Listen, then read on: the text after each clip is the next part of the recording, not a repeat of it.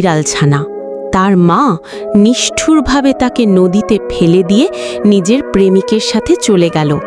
অসহায় বিড়ালছানাটি ভেসে যাচ্ছিল। ঠিক তখনই এক দয়ালু বক তাকে দেখতে পেল। বক নিজের পিঠের চালে বিড়ালছানাকে বসিয়ে নিরাপদে নিজের বাসার দিকে উড়ে গেল। বাসায় পৌঁছে বক মাছ ভেজে তাকে খাওয়ালো। তারা একসাথে খেলল, হাসল আর খুব আনন্দে দিন কাটাতে লাগলো। ধীরে ধীরে তাদের মধ্যে গভীর বন্ধুত্ব গড়ে উঠল। একদিন তারা দুজন একসাথে ঘুরতে বের হলো। ঘুরতে ঘুরতে হঠাৎ বিড়ালছানার বাবার সঙ্গে দেখা হলো।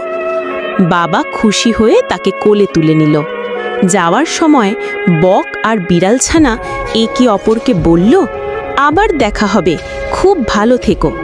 সেই থেকে তারা দুজনই জানল, সত্যিকারের ভালোবাসা আর বন্ধুত্ব কখনো ফেলে